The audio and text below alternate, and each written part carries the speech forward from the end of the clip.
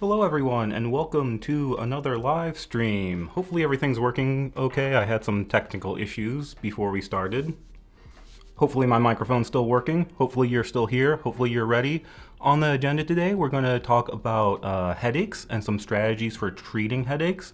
And then we're going to talk about how to explain treatments to your patients, or what kind of explanations you should give before a treatment. And then we'll just open it up to a Q&A. So if you have any questions, you can put those in the comments or put those in the chat here. Just those first couple questions were things that came in from the Patreon members. So I wanted to get to those first, and then we'll just do a general Q&A in the chat. So if you have a question you want to ask, maybe do me a favor and type question in all caps and then write out your question, and that'll make it easier for me to see. If you're watching on the replay, you can leave questions in the comments below and I'll answer them on the next one. And I guess we should just get started. If you're here live, let me know where you're from. If you're on the replay, let me know in the comments where you're from, where you're watching from. And then we can just get into it. So Simon is here, says hi. Hi Simon. Ooh, I have a new light too. I think I'm a little bit oversaturated. From Sydney. Hi Simon from Sydney. Hopefully this time works out a little bit better for you. Sometimes I do things in the morning and that's a little bit more convenient for me, but sometimes there are people on the other side of the world, like Joyce from Moscow. So hopefully this is working out okay for you. And I don't have my Stream Deck, so I have to use my keyboard. Before we get into the questions, I just want to share this real quick. One of my patients got me this card, and I think it's really cute. So on the front is a porg with an ornament, and then when you open it up, it pops open. And so you can see it's Chewbacca and a bunch of little porgs. And Chewbacca's wearing Christmas lights. I think it's really cute. My patient got me that, so that's why we're porg themed today. And then my patient got me one of these. There was a different patient who got me that. All right, we got some people from the Philippines. Oh, it's 3 a.m. in Russia. Oh, sorry, I thought it would be better. I thought in the Philippines it's probably like 10 a.m. So I thought it would be better. Brittany's coming in from Alberta. Awesome. Thanks for being here.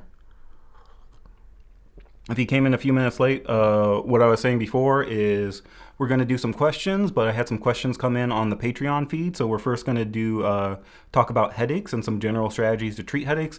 And then we're going to talk about some ways to explain treatments to patients. And then we'll do a general Q&A. So this was one that came in on the Patreon feed. Sorry, things are a little bit more difficult today. I was having technical difficulties. So this was Sprinkles Labrador, which I think is a really cool name. A member of the Patreon said, my Sanjiao 5-point regularly gets swollen on my right arm, which is accompanied by headache on the right side of my head. So around the ear and down the neck. So just one-sided headache. That's always interesting.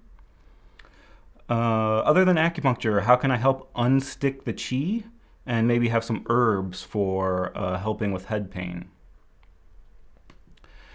So first of all, I should start out by saying that I normally don't like answering individual health questions. Sometimes I get questions on the YouTube channel or questions on Facebook that are, I have this condition, what should I do? I have endometriosis, what herb should I take? I have this, what point prescription should I do?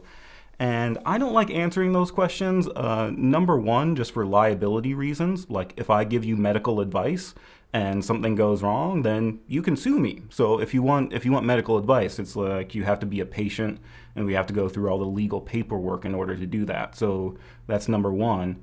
But number two is usually the types of questions I get like that.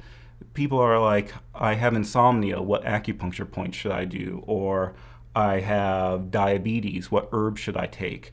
And I can't really answer those just because that's not really how Chinese medicine works. In Chinese medicine, we're not treating symptoms. We're not treating a disease. We're treating the patient. or we're treating the underlying pattern of disharmony that's present in the patient that's giving you these symptoms. And so if somebody just says, I have insomnia, what points should I do? We can't really do that. We have to go deeper into it. We have to talk about, when did the symptoms start? What are the characteristics of the symptoms? What aggravates and alleviates it? Things like that. Then we have to talk about the patient, the constitution of the patient. And then we start asking questions like, how's your sleep? How's your digestion? How are your bowel movements? Things like that. And so we need to be able to ask all these questions to get a very complete picture about what is that patient like, what kind of imbalances are they presenting with. Then we go in with our acupuncture and herbs and try to correct those imbalances, and that's what leads to an alleviation of symptoms. So it's not just like we have insomnia points and we have headache points and we have diabetes points. We're trying to find the underlying pattern that's causing these symptoms to surface and correct that.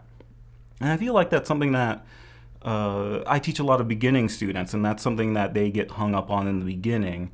But sometimes even as we go through the program, people still have these problems, and even practitioners sometimes do this. Like, this is something that Wang Juyi talks about in his book when he introduces acupuncture. He's saying that a lot of practitioners just rely on experiential points in order to treat symptoms. And this is going to sound kind of mean, but I feel like if you're doing that, you're not practicing Chinese medicine. You may be doing acupuncture, you may be doing dry needling, but you're not doing Chinese medicine. So if we just say this person has an insomnia, I'm going to do the insomnia protocol, or this person has headache, I'm going to do the headache protocol. That's not really Chinese medicine. Chinese medicine would be understanding the cause and treating the pattern. And yes, we do have certain experiential points. Like if you have insomnia, we can always do an mien on the neck, and that's going to treat insomnia no matter what the pattern. But in addition to that, as part of treating the root, we need to look deeper and see what's causing this insomnia, what kind of imbalance is going on here, and how do we correct that.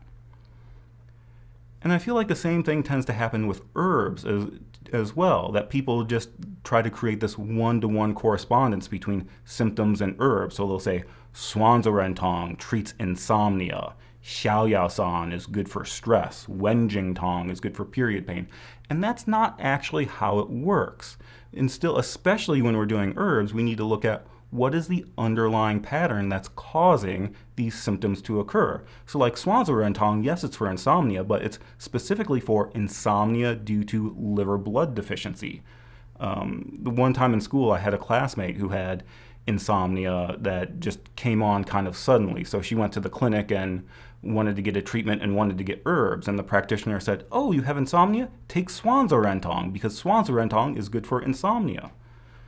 Well, what happened is she took the formula and two things happened. Number one, her insomnia got a lot worse, which was kind of discouraging, that this was supposed to help and it was actually making it worse. But number two, another side effect was she had been suffering some skin blemishes and some breakouts. Once she started taking the herbs, her skin got so much worse. So this was really frustrating to her that she came in for treatment and she ended up getting so much worse. And so she said, how did this happen? Well, it turns out her insomnia was not due to liver blood deficiency. Her insomnia was actually due to liver excess. She had liver heat and liver excess that was causing her insomnia. And so it turns out if you have a person with liver excess and you give them herbs that tonify the liver, you're going to make them worse. And so that's why we have to really look further just beyond the symptoms and see what's the underlying pattern, what's the underlying disharmony that's causing these symptoms to occur, and how do we correct it. So that's kind of a rant. Let me know if that makes sense, or let me know if I'm just being angry.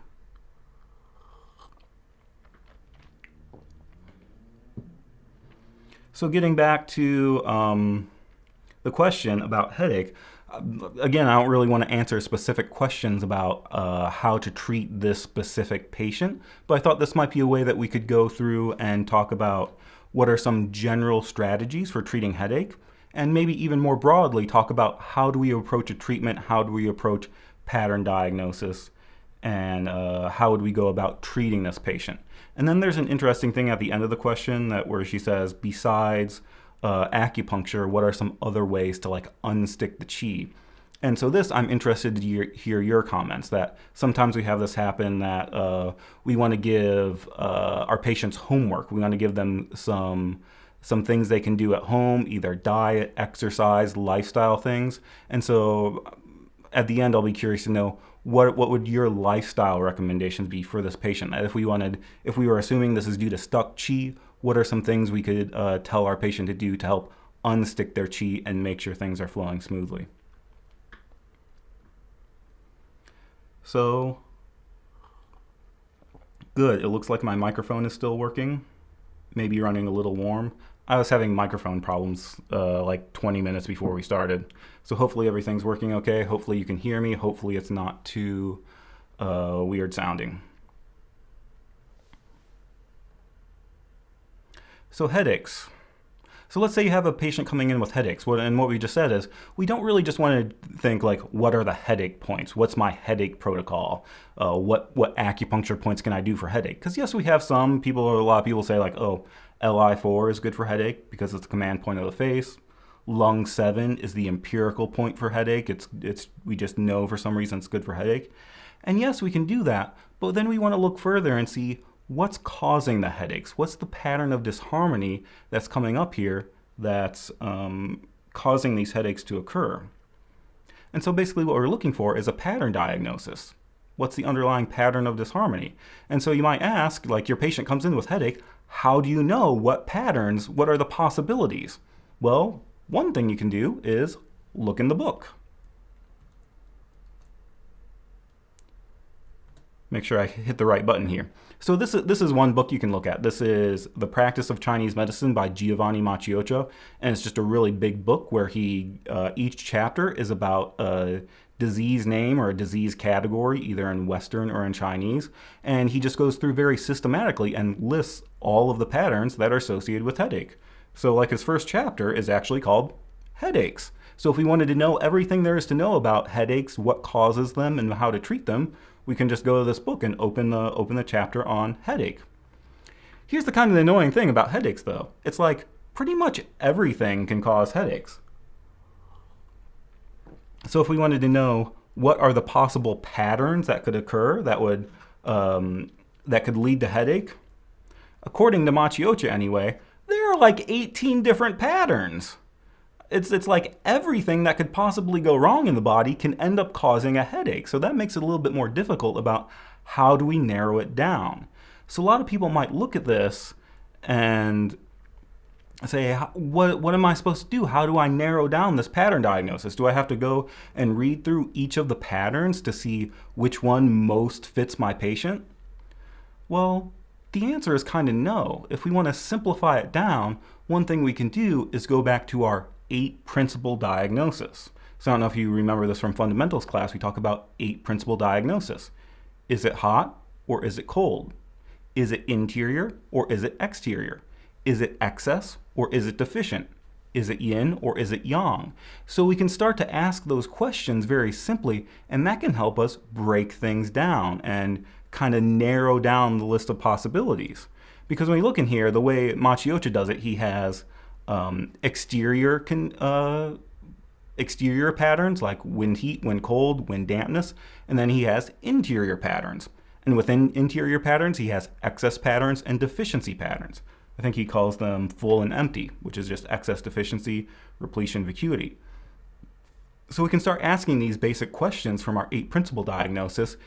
Is it interior? Is it exterior? That can help us narrow it down. Is it hot or is it cold? That can help us narrow it down. Is it excess or is it deficiency? And once we answer those questions, we can kind of narrow down what are the possibilities of our pattern diagnosis. So then the question becomes, how do we do that? What kind of information do we need to tell? Is it hot or cold, interior, excess, exterior, excess, deficiency? What kind of questions do we ask? What kind of information do we need? Well, there's a few places we could go. Sometimes knowing the characteristics of the chief complaint can give us a clue. So like with headache, if it's a very sudden, sharp, intense headache, that might mean maybe it's more excess. Or if it's just kind of a dull, empty feeling, then that might be more its deficiency. We can look about when did it start. Did it come on acutely? Maybe it's more an exterior or excess, or has it been going on for a long time? Have you been having headaches for 2 years? And then maybe it's more of an interior or a deficiency. So we can look at the characteristics of the chief complaint. We can also start looking at the other signs and symptoms that accompany it, or what else is going on in the body. So if a person has headache and it's accompanied by fever and chills and a floating pulse, probably an exterior pattern. But if the person has headache and it comes every month 3 days before the period, then we might know it's more of more of an interior thing. Or if a person has headache but they also have a lot of fatigue and poor digestion, maybe we know it's headache due to deficiency, things like that. The other place we can look is at the pulse. If we're good with our pulse diagnosis, this can give us a lot of information based on our 8 principle diagnosis. So we can take the pulse. We can first think, what's the rate? Is it fast or is it slow? If the pulse is fast, it's probably more heat. If the pulse is slow, it's probably more cold. We can look at the depth of the pulse. Do we feel the pulse right on the surface, or do we have to push in real deep? The depth of the pulse can tell us the depth of the pathogen. If it's a floating pulse, it might be more likely to be an exterior attack. If it's a deep pulse, more likely to be interior. And there are some exceptions. A floating pulse could be yin deficiency, so we might have to investigate a little bit further. We can think about what's the strength of the pulse. What's the diameter of the vessel? Is it a large, forceful pulse? Then it's more likely to be excess. If it's a thin, weak, or forceless pulse, more likely to be deficiency. So just by going to the pulse, that can tell us a lot about our 8 principle diagnosis. We can also start looking at the tongue. The color of the tongue can tell you the temperature. Is it heat or cold? Things like that. So we have a lot of different ways we can kind of tease this out and narrow down our patterns just based on our 8 principle diagnosis. I switched microphones, so I'm not sure if you can hear the siren in the background. I'll be interested to replay it. I switched from my condenser microphone to a shotgun microphone, and that's what was causing me problems when I started, so let the sirens go by.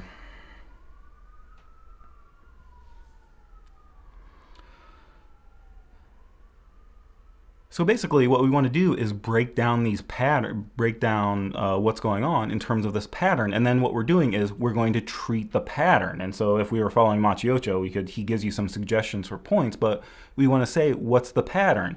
Is it an exterior condition of wind heat, wind cold, or wind dampness that's causing the headache? Is it an interior excess like liver fire, liver phlegm, liver yang rising that's causing the headache? Is it an interior deficiency pattern like liver blood deficiency or qi deficiency that's causing the headache?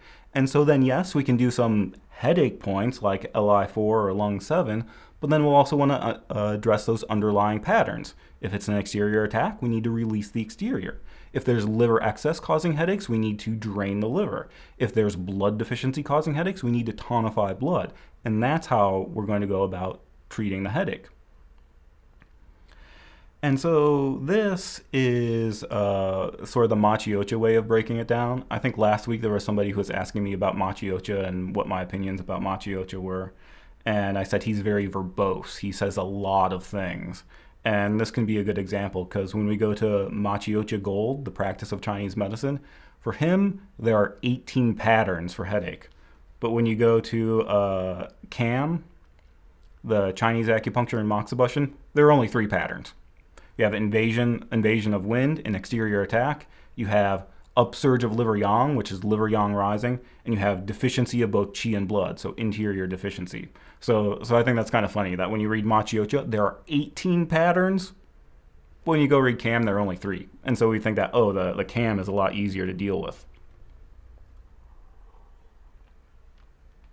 But to be fair to Machiocha, he's kind of expanding on these 3, that a lot of these, we could say these are like the 3 categories of patterns, and then he delves into them a little bit more. So in CAM we say invasion of wind. Machiocha breaks it down into we can have wind heat, wind cold, or wind dampness. and we have to treat those differently. In all of those, our treatment principle is going to be to release the exterior, but depending on what specifically it is, that might change things. So if we had a wind cold attack, we might use chuan xiang cha tiao san to release the exterior and relieve headache. If we had wind heat, we might use song ju yin. If we had wind dampness, what's our dampness herb? For an exterior attack of wind cold with dampness, we use qiang huo. So we use a qiang huo formula, qiang huo sheng shi tang, to deal with an exterior attack of wind dampness. So it's kind of like Ma Chiocha is breaking it down a little bit more for us, whereas Cam is giving us more of a broad, we can break it into these different patterns. So that's what we're going to want to do when we treat headache, or when we treat anything for that matter. When a chief complaint with a patient comes in with a chief complaint, we want to think about how do we break it down into the pattern that we can treat. And the way we do that is we first start by asking the history of the disease. When did it start? Not only as what time did it start, but were there any events that led up to it? Did your headache start when you lost your job? Did your headache start every month before your period? Or do your headaches just come on randomly? What's the location? And so this is something, especially when we talked about herbs, we talked about there are different locations of headaches that we correspond to different channels. So what's the location of the headache? Here we know it's right-sided headache. What's the duration? Is it constant? Does it come and go? Does it last for a long time? Does it just come in short bursts? What are the characteristics? Is it sharp, stabbing? Is it dull, achy? Does it feel like an ice pick? Is it pounding? Things like that. What aggravates and alleviates? What makes it better or worse? What other treatments have you had? Have you gotten chiropractic treatment, things like that? That's just good to know for patient history. And what's the severity or what's the significance on a scale of 1 to 10? How bad is it, or how is it affecting your daily life? So first we need to know that, the history of the illness. Then we need to go through our 10 questions and know what's going on with the patient. How's your sleep? How's your digestion? What's your body temperature like? Is there any abnormal sweating? And then we can look at the tongue and take the pulse. And so that's going to be our starting point whenever a patient comes in, and then we're going to use that information to narrow down our pattern diagnosis.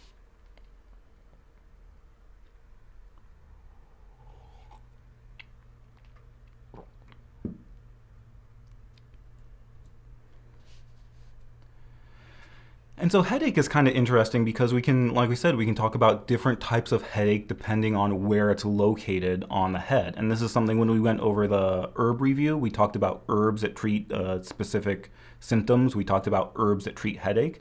And there we talked about the different types of headache, that we can have a yang ming frontal headache, a shao yang temporal headache, a tai yang occipital headache, a jue yin headache that's just the vertex. Technically, we have Tai-yin and Shao-yin headaches, but those aren't really associated with the location so much because those channels just don't go to the head. So this is another thing we can keep in mind when we're treating headache is what's the location of the headache, and then we can take kind of oh, that was our herbs. We had different types of herbs for the different types of headaches. And then we can take kind of a two-pronged approach with a headache. We can treat the headache based on its location, based on what channels are affected. And then we can also treat it based on the underlying pattern. Is it liver blood deficiency or is it liver yang rising, and so on. So these, again, are points just listed in CAM, Chinese Acupuncture and Moxibustion. Technically, this falls under the category of headache caused by an invasion of wind. And so this would be like an acute thing with fever and chills and a floating pulse. These are points you might use, but I think that some people just use these no matter what the cause. If the headache is going in a specific area, then we're going to use points on those channels for treatment. And here Cam gives us some suggestions for distal points on the extremities as well as local points. So for like Tai-yang occipital headache, for distal points we can do SI3 and UB60, but then the headache is right on the back of the neck, so we're going to do points right on the back of the neck. Like they suggest GB20. I feel like UB10 would make more sense, but they say GB20. And so on. LI4, stomach 44 for yang ming frontal headache, for forehead headache. And then we can do local points like, I think stomach 8 was supposed to be there. but yin tong is also there. Do 23. So local points at the area of the headache. Shaoyang, temporal headache, Sanjiao 5. That was interesting. She said she can feel it in her Sanjiao 5. So Sanjiao 5, GB41, which is also for the daimai.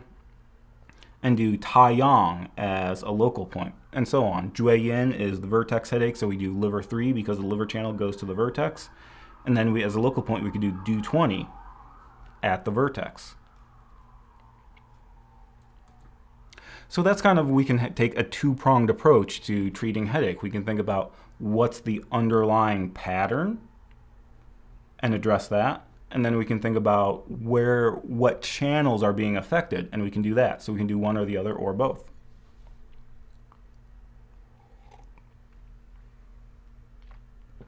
Oh. Cheers from Spain. Hi. Hi in Spain. Oh yeah, and that's I think it's better for Europe. It's better if I do it in the morning. So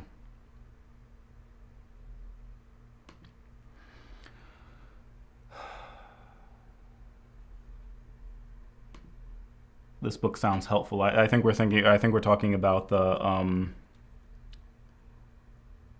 Machiocha Gold book, because this is the book that it just takes disease and breaks them down into patterns. And we I feel like we have quite a few books. At least when I went through school, we had quite a few books like this. We had the Fisher Wu book. There was a handbook of clinical medicine that had a black cover. So it's really common that they'll have books like this that will take the disease and then break it down into the patterns, and then give you some suggestions for points and herbs. And then, like I said, even to some extent, CAM does that. If you have the book Chinese Acupuncture and Moxibustion, it goes through all the points, but some of the later chapters breaks down the categories. So that would be kind of our approach to headache, I guess. And so if we were treating that, if we had this patient in the clinic, we would want to ask some of those questions about we know the location of the headache. It's a temporal headache, so that can give us some clues about what channels are affected and what we want to treat. But we also want to look at the underlying pattern that's causing the headache. And I guess I'll just say, even though we talked about all those 18 patterns from Machiocha, in my clinical, most of the things I see, especially if we're talking like migraines and things that occur repeatedly, it tends to be in men, most of the time it's liver yang rising. In women, and most of the time it's liver blood deficiency, at least if I'm dealing with like migraines and chronic things like that. So that kind of gives us a starting point. But then we might need to dig deeper. If a person has liver yang rising, we need to know what are the other things that are going on. Is it liver qi stagnation causing heat that causes things to flare up? Is there phlegm in the channel that's causing the liver yang to rise? Do we have liver yang rising with wind stirring internally as well? So I say liver yang rising, but we might need to dig a little bit deeper. And same thing with blood deficiency. If a patient comes in and I say, oh, I think it's blood deficiency, we might have to look a little bit deeper. Is it just blood deficiency and cold, or is it liver yin and blood deficiency? Are there some spleen problems causing the blood deficiency? So again, we might have to dig a little bit deeper, but those are some general starting points.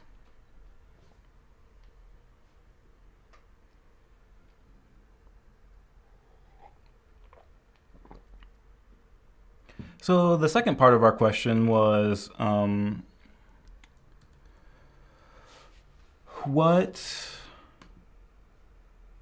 not what I wanted.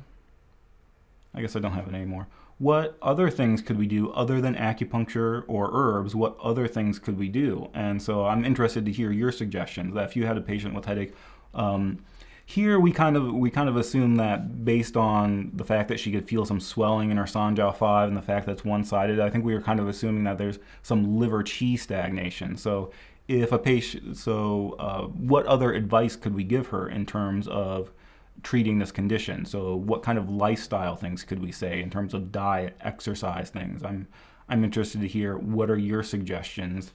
What kind of homework would you assign to this patient in order to treat headache, or just in general to move liver qi? What kind of things would you tell your patient that they could do at home to help move their liver qi? Because with quarantine and just the stresses of life, this can be good things to know.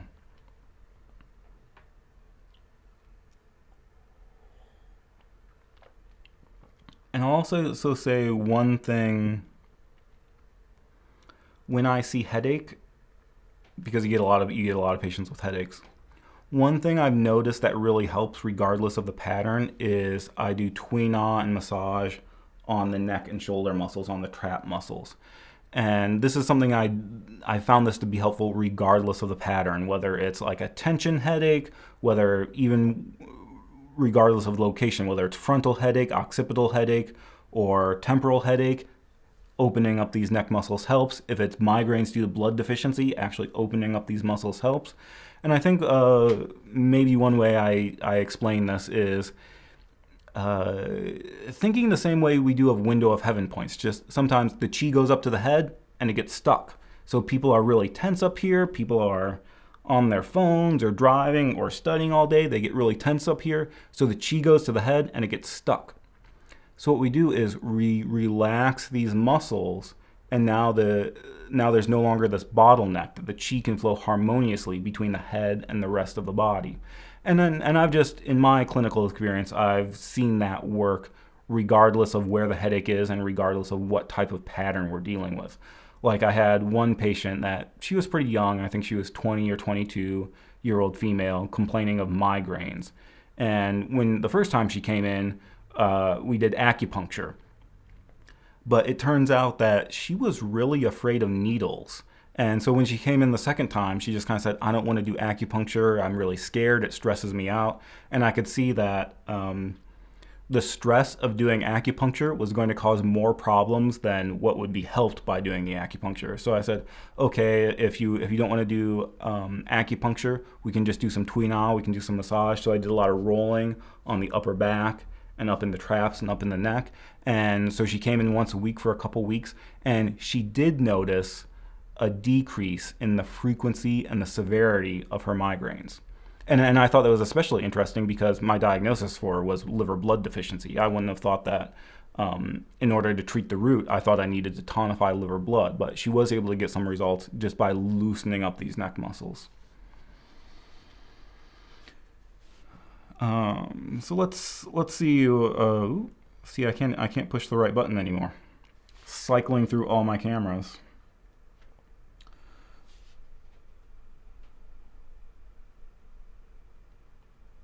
So David is saying avoiding anger.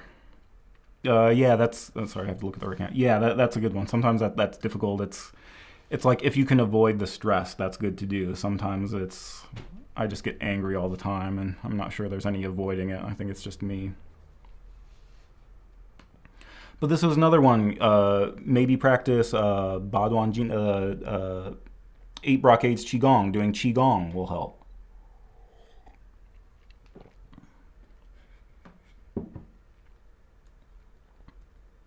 And so this can be a good recommendation for your patients, especially if they have any kind of stuckness or any kind of qi stagnation.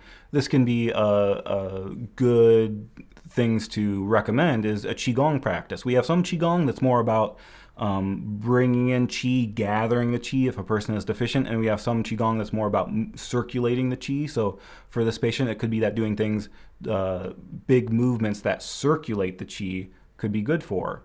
That on the one hand, the rhythmic breathing is helping move the qi, that the lung faces the 100 vessels, and our rhythmic breathing helps the rhythmic movement of qi, so just the breathing can help. But then also the movement of limbs and the muscular movement can help move the qi as well. Sometimes just general exercise can help, just going for a run, going for a walk, or going on a bike ride, doing some yoga. Those things can help move qi as well. Sometimes we do need to be careful because sometimes we say, like in Qigong world, they like to say, if you're going to do Qigong, make sure you're practicing with a qualified teacher. Don't just read Qigong from a book.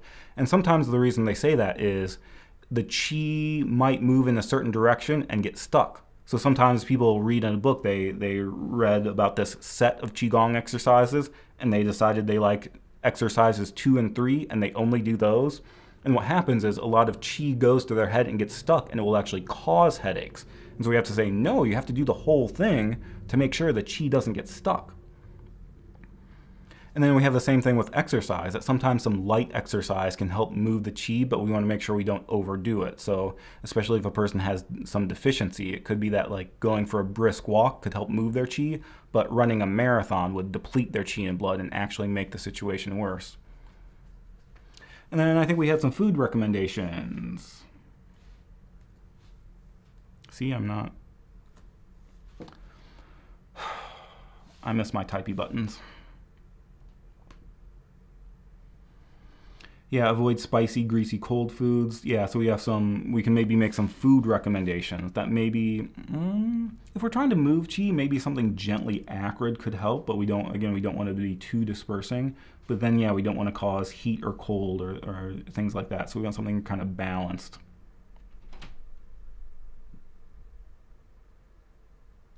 Maybe getting a massage would help.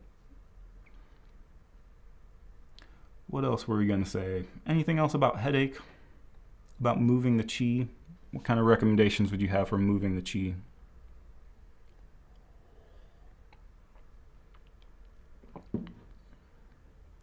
And then I think she may have also asked about herbs.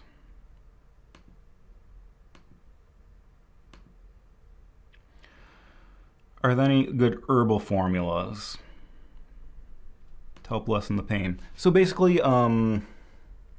that's something we talked about when we went over. We did an herb review a couple weeks ago where we talked about the secondary functions of herbs, and that's something we mentioned here.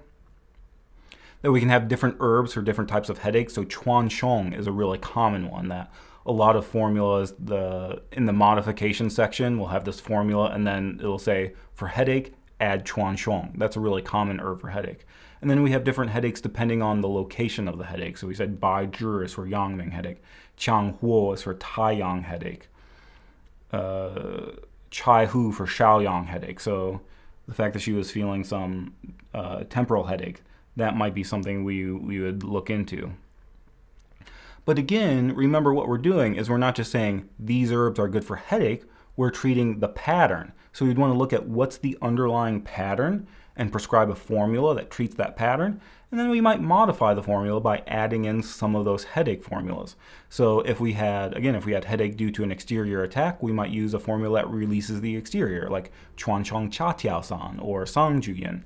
If we had headache due to liver blood deficiency, we might give a blood tonifying formula like si wu tong, and then maybe add in some headache herbs.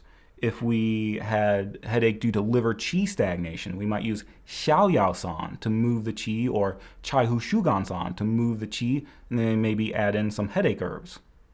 I mean, chai hu is already there in that case. Or if we had some liver yang rising with wind, we might prescribe a formula like tian ma go teng yin to sedate the wind to help the headache, and then maybe add in some headache herbs. So that's going to be our kind of herbal strategy. Again, we're not thinking about what herbs treat headache. We want to start by thinking what's the underlying pattern and what formula would we give to treat the underlying pattern.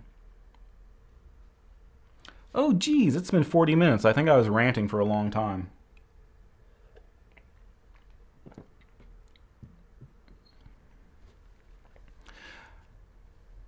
So let's end that, and let's end the headache discussion.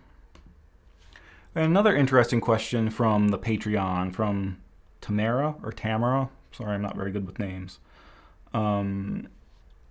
So again, both of these questions are coming from members of the Patreon. So if you're not aware what that is, Patreon is a site where you can support creators. So I have a TCM Study Patreon page, and there are patrons who make contributions, and that helps support the site. So we're going to answer their questions first. And this is one. Tamara is a patron on the Patreon page. About PARC. So I actually had to look this up. I didn't know what PARC was. PARC is an acronym we use for when we're dealing with informed consent with a patient. So the P means procedure. We explain the procedure to them. The A means alternative. We say what are some alternatives to what we're suggesting. The R means risks. What are the risks involved with this treatment? And then the Q means questions. You ask the person, do you have any questions? And so that's what she's saying with PARC. I actually had to look that up. I hadn't heard that before. Do you have a particular method or pattern for how you explain treatments and or herbs to your patients? And so this is like a really broad question because a lot of times the way I explain things kind of depends on what the treatment is. Like we have to think about ways to explain acupuncture versus ways to explain cupping versus ways to explain moxa, e-stim, gua sha, tui na, things like that. We need to be able to explain what it is we're doing, what are the risks involved, and things like that. But then if we're just talking about general explaining the treatment, sometimes that depends on what the patient is coming in with. If the patient is coming in with frozen shoulder, my explanation might be different than if they were coming in for insomnia. And then sometimes I vary it by trying to get a read of what resonates with the patients. So there are some people who come in when you say, oh yeah, I'm going to smooth out the flow of your chi and really ground the energy. And they're super into that. They really like that. Other people are like, that's a little too woo-woo for me. So I say to them, we're going into the trigger points of muscles and releasing the muscles and affecting the way the nociceptors respond to pain. So sometimes it depends on the patient as well as to how I explain.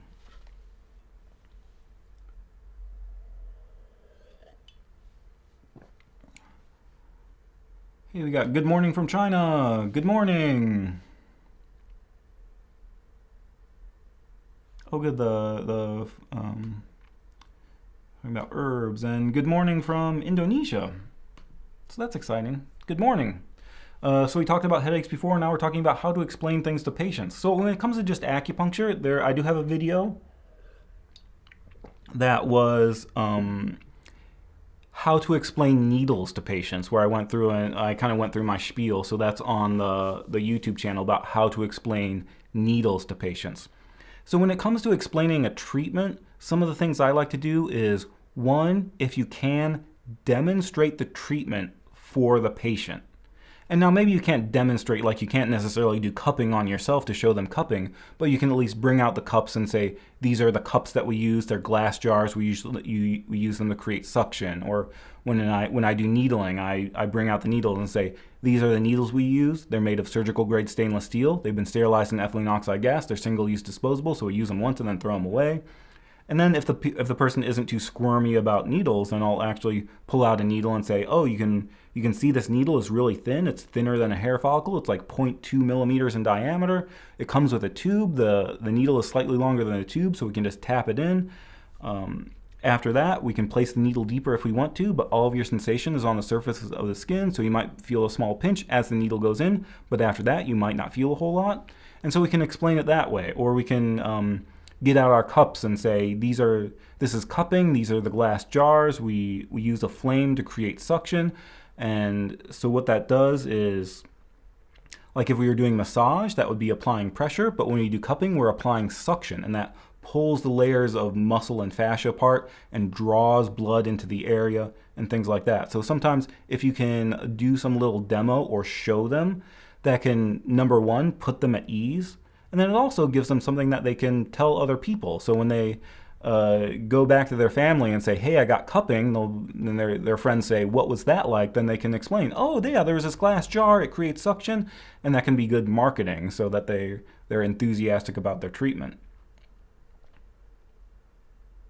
So that's number one, is kind of, if you can, show them what it is you're doing. Show them the needles, show them the cups, show them the moxa stick, show them the e-stim, so they have some idea of what's going on. Then in terms of that park model, we said explain the procedure, so we definitely want to explain the procedure and why we're doing it. Alternatives, I feel like we don't really explain alternatives. It's like if a person is coming in for acupuncture, we assume they want acupuncture. We're not going to say these are some alternatives to acupuncture necessarily. And risks, sometimes, I'm not sure there's always a whole lot of risks involved, but we do want to say something about the possibilities of things that will happen. And so what I mean is, When we do needling, we need to say, oh, there's a possibility that some bruising can occur, and we need to be prepared for that. If we're doing some cupping, you need to explain to them, this cupping will leave marks that usually last 1 to 2 weeks, and you want to make sure that they're okay with that. Make sure that they're not going to be a bridesmaid in a wedding with a low-cut dress, that maybe they don't want these cupping marks. If you're doing gua sha, you need to explain this gua sha is going to leave some marks that last for a couple days. And so we need to,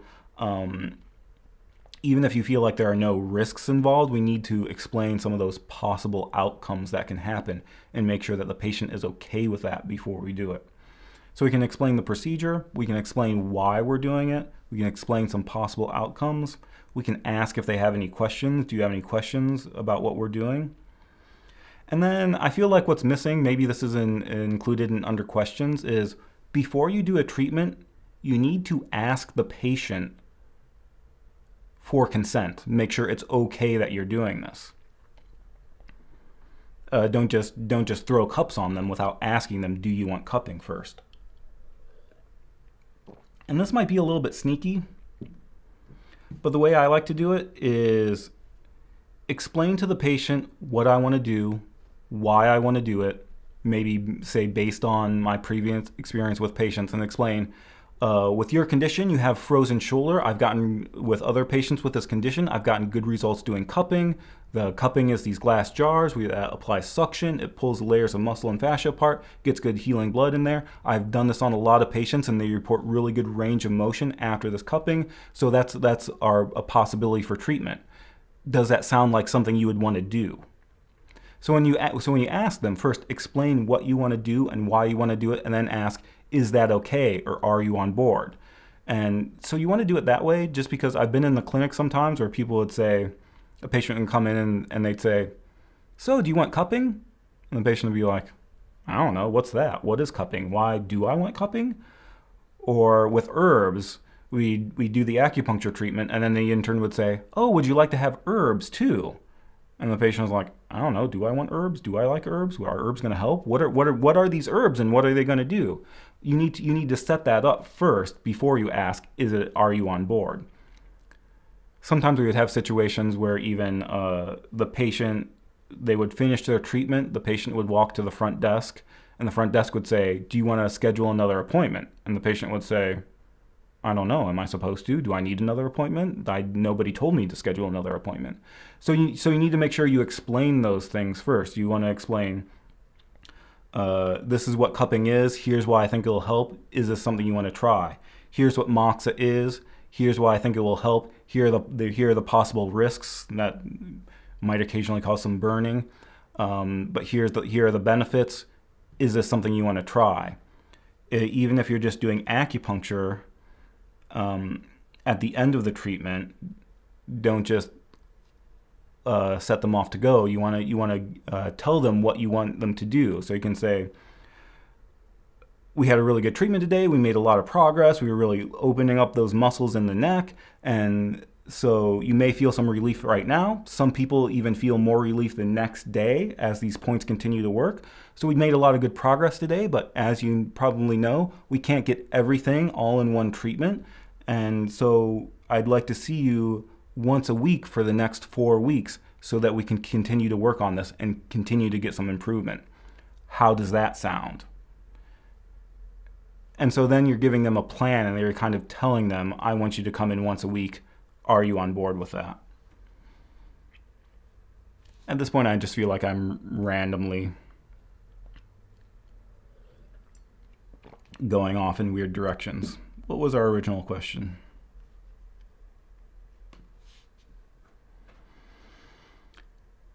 How do you explain the treatment? So first of all, they're kind of like the kind of the fundamental outline of the treatment of, these are the needles, here's what they do, here are the possible things that can happen. Maybe there's some bruising.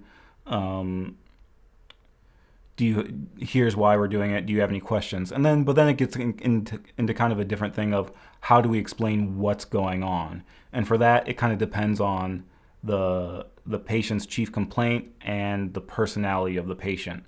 So if it's like somebody coming in with neck and shoulder pain, then I might say something more like, oh, we're going in with these needles, we're hitting the trigger points of the muscles, and when we hit that trigger points, a lot of time we get a little twitch, and that's kind of like hitting the reset button on the muscle. So the muscle twitches and then relaxes. Once that muscle relaxes, things open up, we get more blood flow, we get more range of motion, we get less inflammation, and we get a reduction of pain. So that's what we're trying to do when we needle into these specific points. In addition to those points in the neck, we're probably going to do a few points on the arms and legs, and that's just going to help with the circulation and help with the inflammation. And so that might be a more musculoskeletal thing. Whereas if they were coming in for stress, we can talk about how needles have a measurable effect on cortisol levels and can help reduce stress, things like that. If the patient is maybe more open to it or a little bit more hippy-dippy, then we can say things like, oh, you have headache, so what we're going to do is we're going to open up this area of the neck because that seems to be a bottleneck, that the energy often goes up to the head and gets stuck, and that's what causes the headache. So we're going to open up this area of the neck, and then we're going to stick needles in your feet to draw the energy down. And you should feel a real grounding sensation when we do that. Some people are really into that explanation. It kind of depends on your patient and what you're treating. I think that's all I have to say about that. Oh man, we're almost at 50 minutes. So those are questions from the Patreon members. If you have any questions you want to ask in chat, go ahead and ask them. Maybe do me a favor and write question in capital letters and then ask your question. If you asked a question earlier, I've been kind of ignoring the chat. So if you asked a question earlier and I didn't answer it, go ahead and just retype it and we can get to it. And we can do a few minutes of just Q&A in the chat.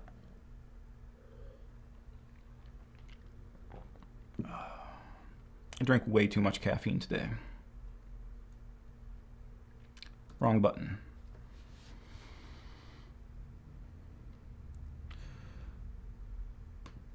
KK Lee from Malaysia. Hi, Malaysia.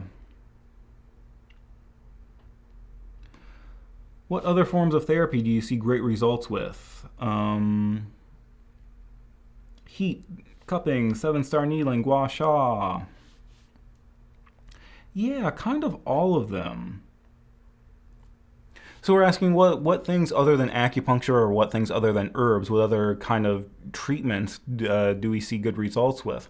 And what I've kind of noticed with this is that different people, it's like if they like the treatment being done to them, they're more likely to do it on other people. So like I had a friend who really liked Moxa, and so she does Moxa on all of her patients because she likes Moxa, it makes her feel good, so she does it to other people. Whereas me, like, I don't really like Moxa. I feel like I'm not very good at it. I don't like doing it, so I just don't do a lot of Moxa. But it's not necessarily because I think it's ineffective. It's just more like I haven't liked it being done on me, so I don't do it to other people. Cupping, I get really good results with, especially for range of motion things. Sometimes I've had people with neck and shoulder issues, and I had somebody said like it gets really crunchy up in here, and she said that she's tried a bunch of different things, and of all the things, acupuncture, massage, cupping, gua sha, she found that cupping helped the most for this kind of tension up in here and loosening that. So cupping I do a lot. We've had a lot of athletes come in, sometimes the Olympic weightlifters, and they notice that they get a lot better range of motion after cupping if we do cupping on the shoulder. So I really like cupping.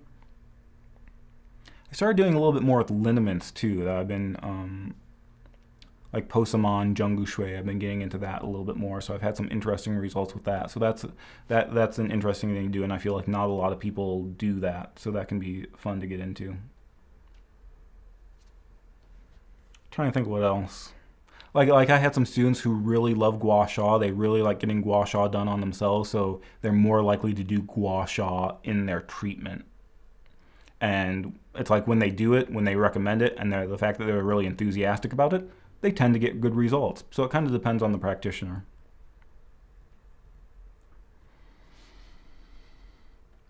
I'm trying to think of what other... I feel like I haven't done a lot. Like I haven't really done 7-star needling since school. But that's another thing that some people like it done, so they do it on them. When you feel nodules on the channel, do you needle them directly? I usually do not. That might be something that I would either surround it, do like a surround the dragon, or do distal points. And sometimes it might depend on anything about like what's causing the nodule. Is it a phlegm nodule? Is it blood stagnation? And so we want to think about that in terms of that as well. But a lot of things, this is the thing, different people have different styles, but I don't really like to needle directly into things. That kind of weirds me out. Can you explain extraordinary vessels? Oh man, I still need to make a video about that.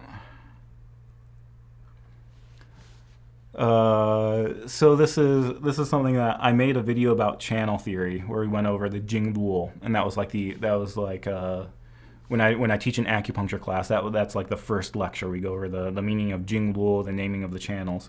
The second lecture for an acupuncture class is when you go over the secondary channels, the cutaneous regions, the minute collaterals, the sinew channels or tendinomuscular meridians, the Luo connecting channels, the primary channels, the divergent channels, the 8 extraordinary channels, and I think we have deep pathways under that. So that's something like I need to make the follow-up video to that where we could talk about the 8 extraordinary channels. If we wanted to say something very quickly, the 8 extraordinary channels are weird. The Chinese for the 8 extraordinary channels is the Qi Jing Ba Mai. Jing means channel, Ba means 8, Mai means vessel, so it's the channel 8 vessels.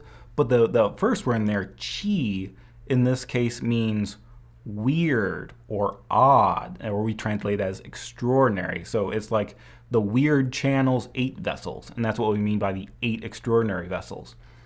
And so we can ask, when we call them extraordinary, what makes them extraordinary? Or when we call them the 8 odd vessels, what about them is it that makes them odd or weird or strange or extraordinary? And the answer is this. We call them odd or extraordinary because they're not touched by the flow of qi through the 12 main channels. So that when we talk about the primary channels, there's this big loop: lung, large intestine, stomach, spleen, heart, SI, UB, kidney, pericardium, sandra, gallbladder, liver, back to lung, and it goes in a cycle from one to the other continuous circuit. The 8 extraordinary channels are not part of that circuit. The 8 extraordinary channels are not touched by the qi flow of that circuit. And so that's why we call them weird or odd. So in the Nanjing, I mean, they answer this very directly. That's the answer from the Nanjing. In the Nanjing, they compare the 8 extraordinary vessels to reservoirs. And so they use this analogy that the channels are like irrigation ditches, and the water flowing through the irrigation ditches is what waters the crops. So that's what the channels are. Then they say the sages of the past, they knew that when a rain came down from the mountain, sometimes those irrigation ditches would overflow and flood the fields. So the sages of the past, what they did is they dug great reservoirs so that if the ditches would overflow, those reservoirs were there to accept the surplus. And so that's what the 8 extraordinary channels are, according to the Nanjing, that they're the reservoirs that accept the surplus. So if you have too much qi that starts to overflow, the 8 extraordinary channels are there to absorb it. So that's kind of the classical image we use for it. Wang Juyi in Applied Channel Theory also talks about the secondary channels, and he talks about the 8 extraordinary channels. And here, instead of saying the 8 extraordinary channels are like reservoirs, he says they're kind of more like swamps or like underground water. So the channels are more like rivers. They have water flowing through them. The 8 extraordinary channels, the water isn't flowing in the same way. They exist at a deeper level, and it's more like there might be shifting currents, but they're not directly flowing like a river would. And so he kind of uses this imagery of like groundwater, and that can be underneath the river, and sometimes if something happens in one river, it can seep into the groundwater and then pop up somewhere else, and that's what's happening with the 8 extraordinary channels. So there's a lot going on with the 8 extras, but that's kind of the basic thing, is we say that they're deeper than the primary channels. Mostly they do not have their own points, with the exception of the Zhenmai and the Dumai. All the other channels don't have their own points. We just access them through points on the 12 primary channels. And we say they're like reservoirs of qi. Then we also say they have other functions like governing the 7 and 8 year cycles of men's and women's lives. So like growth and development, because they're kind of related to kidney essence. So that was a little bit rambly, but that's kind of the, we'll have to make a video about the secondary channels to talk about that more.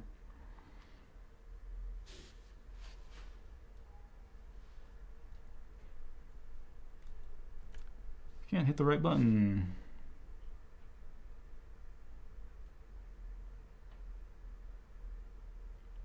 Any experience with Acugraph? No, I don't have any experience with Acugraph. And then I think we're saying that they use it in China. I don't have any experience with Acugraph. I'm assuming that's the thing where they put probes up to hook them up to the points and things like that, or pulse taking machines and things like that.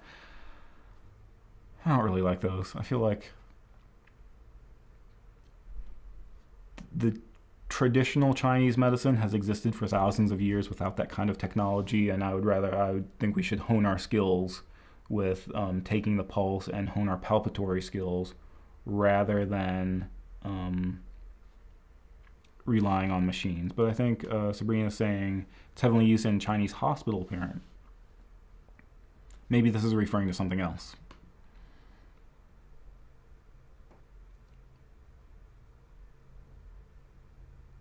Okay, this could be a good one. Jen Fox is saying, can you talk about edema? Facial, abdominal, and lower extremity edema. Yeah, so basically when we talk about edema, we can talk about edema based on which of the 3 burners is being affected. So edema, we mean water retention. So if there's some sort of edema, it means there's some problem with water metabolism, that the water's not getting transformed and it's collecting in certain areas. So think about what are the organs involved in fluid metabolism. Well, we say the lung governs the fluids. That's why you have like lung 5 regulates fluids and things like that. The lung governs the fluid. In the middle jiao, the spleen transforms dampness, so that has something to do with fluid. And then in the lower jiao, the kidneys are responsible for water metabolism in terms of transforming water and creating urination. Also, it's the kidneys steam the water so it goes back up. So I think maybe in fundamentals class you learned about the kind of the water cycle in the body, that water is absorbed by the stomach. The stomach is the source of water that absorbs the fluids.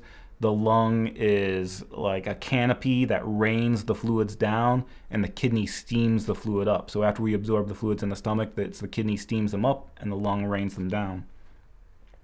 So with edema, we know that there's some breakdown in that fluid metabolism somewhere. And so a basic way is we could just look at the body parts. So if the lung is in the upper jiao, the lung governs the upper jiao. So with lung problems, we might be more likely to see edema in the face and the upper body. The spleen is in the middle jiao. The spleen is responsible for transforming dampness. So if the spleen fails in its function of transforming dampness, we might see water accumulation in the middle jiao. And so we call that like drum-like distension. The kidneys govern the lower jiao.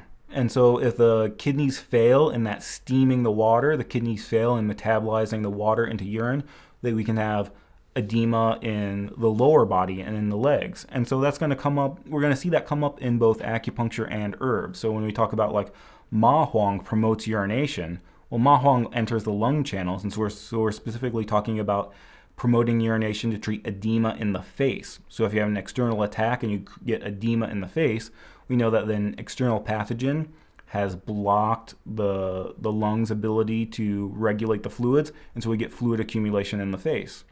Whereas if we're doing something like Fu Ling enters a spleen channel, and so that's more for fluid accumulation, maybe more in the middle jiao.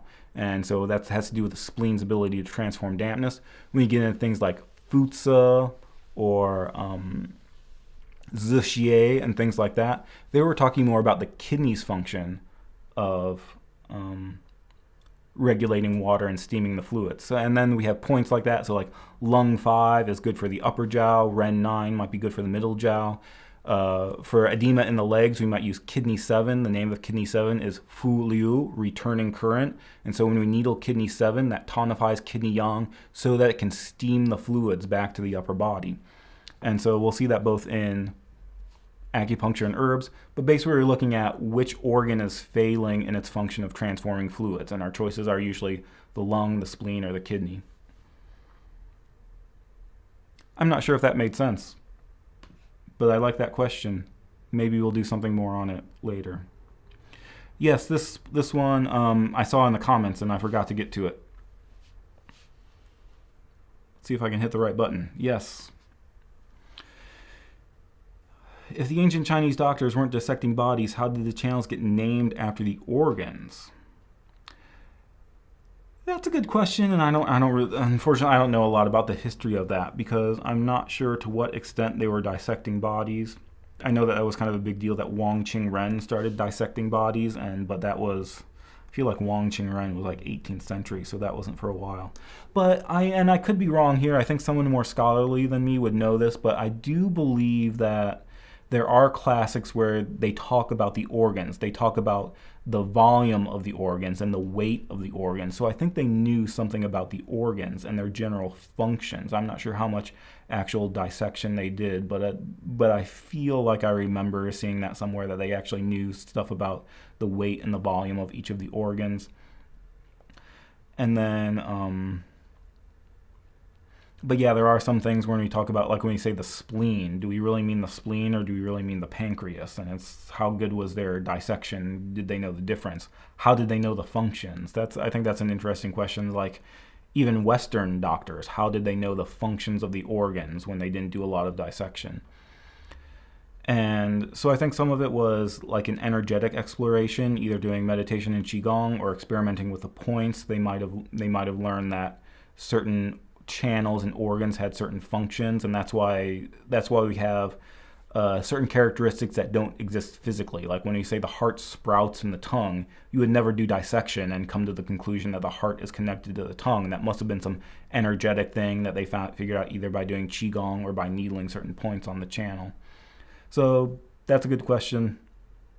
I don't know a whole lot about that. I feel like maybe we learned about that in a foundations class and I just didn't pay attention very much, so I might have to look into that.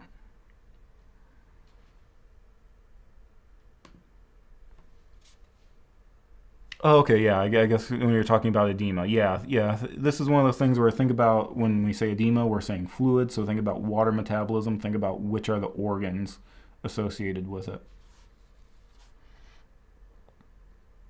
And again, that kind of goes back to, I feel like in fundamentals, we usually talk about that in your OM Theory 1 or your FCM 1. We talk about the fluid cycle, that the stomach is a source of fluid, it absorbs the fluid. The lung percolates the fluids or rains them down, and the kidney fire steams the fluid upward. So it's usually something going on in there. And then we can just classify upper, middle, lower jiao based on that.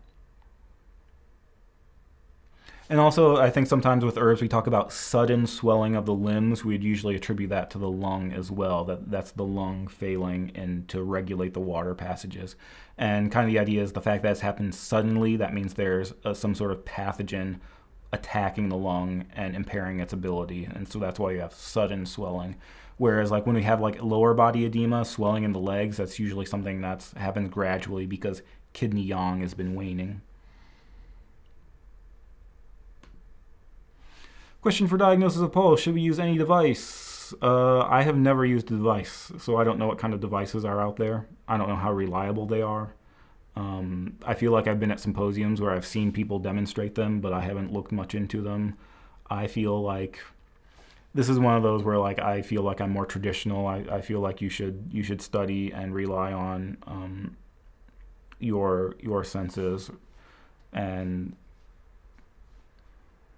I mean, modern medicine is good, but let the modern people do modern medicine. If you're going to say I'm going to do traditional Chinese medicine, I think it's okay to say I'm going to do it the traditional way. I think that's okay.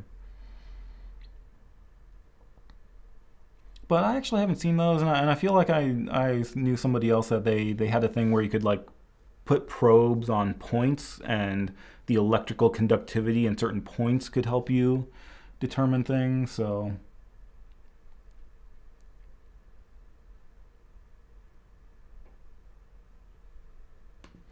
Yeah, moxa, and I think that's one of the. So when we talk about moxa, we can talk about like the direct moxa with cones, or we can talk about the stick moxa with a moxa pole. I actually don't like doing either of them. For one, with moxa cones, I feel like there's a very narrow margin between if the cone doesn't burn enough, it's pretty much useless. It doesn't have an effect. If you let the cone burn too much, then you burn the patient, and you're like, ah.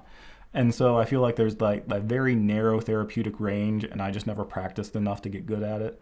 Pole moxa, yeah, it's mostly I've been in offices where like the my neighbors would complain about the smoke, so I never did a lot of pole moxa.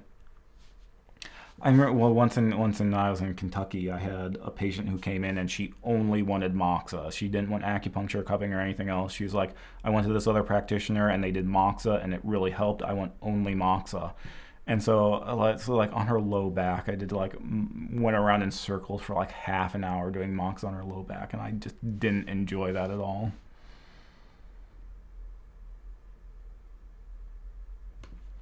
How's your practice been doing? That's a good question. Have we been surviving pandemic? I feel bad saying this. It's just I haven't been practicing a whole lot. So basically, once I moved back to California, I started teaching. And so because I was teaching full time, no, I wasn't teaching full time, but because I was teaching part of the time, I didn't have a practice full time. And so it was like I was doing a lot of teaching and then just seeing some patients on the side. So when I was teaching, I wasn't necessarily seeing a full schedule of patients. And then when pandemic happened, I stopped teaching, and then I started doing making more YouTube videos, and I still just haven't seen a lot of patients. So nowadays, I've only been seeing a few of my regular patients since we've been kind of locked down. So different people have different are taking different approaches to that. I know some people are fully open and have been the whole time, and they're just taking precautions, but they're still seeing a full patient load. I was kind of like, I'm not seeing a lot of patients anyway. I kind of don't like marketing. I'm really bad at marketing. I hate marketing. Um, so I was like, I'm not going to market to see more patients. I'm just going to see the patients that I'm seeing now and keep doing with that, and then make YouTube videos and do live streams on the side. So practice has been okay. So I guess practice has been okay, and I know that other people who are still doing really well in their practice. So that's still a thing.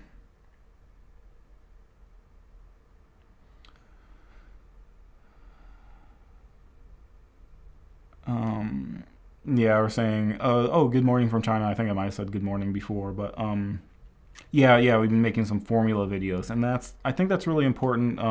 Sometimes people take a very rote memorization approach to formulas where they just want to memorize the ingredients, but I think when you break it down and you start thinking about why are the ingredients there, how are they contributing to the formula, that can make it easier to remember.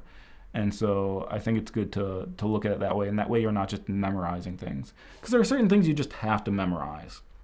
Like you just have to memorize Futsa warms the interior and enters the kidney channel. You just have to memorize certain things. Even about points, you just have to memorize which point is the she cleft point on the spleen channel. But after you memorize those things, then you can kind of start to put them together as building blocks and hopefully understand what's going on. So when you see these herbs in the formula, you can understand why is it there? Why did we choose this herb versus a different herb? How are these herbs contributing to the actions of the formula?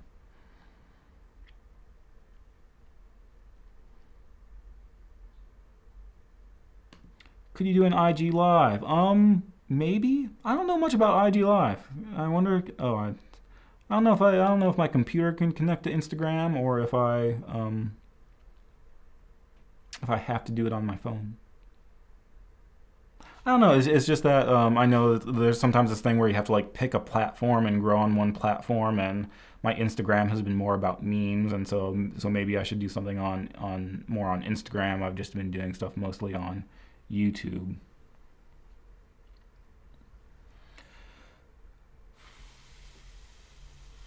This is an interesting question. Talking about organ removal. If somebody has an I mean, spleen is one example. I feel like a more common example is people get their gallbladder removed. And so a lot of people ask if a person gets their gallbladder removed, what happens? How does that affect things? And so one thing to keep in mind is that when we're speaking TCM language, when we talk about these organs, we're not just talking about the flesh that's involved. We're also talking about the energetic system. So when we say the spleen, we might be talking about the fleshy part of the spleen that weighs 2 pounds and takes up so much area. But we're also talking about the spleen has a government official. The spleen holds the offices of the granaries and is the issuer of the issue of the 5 flavors. The spleen has a channel system that's connected to it. So when you say the spleen, we're also talking about the foot tie-in spleen channel. We're talking about the divergent channel and the little connecting channel. And even if you remove the flesh, you're not really removing those things. So even though if you remove the spleen organ, there's still a spleen system that is there. So maybe it doesn't function quite as well once the organ is removed, but I feel like that system is still there. So like with the gallbladder removal, maybe the gallbladder will be deficient. Maybe the person will have trouble making decisions and they won't be able to digest fat as well. But the gallbladder system is still there. We can still needle points on the gallbladder channel and we can still treat gallbladder issues because that gallbladder system is still there. But that's something that I don't know a whole lot about specifically, and I'm not sure if it's mentioned in the classics. So I think to some extent we're just kind of guessing because I'm not sure that they did that kind of stuff thousands of years ago when the classics were being written.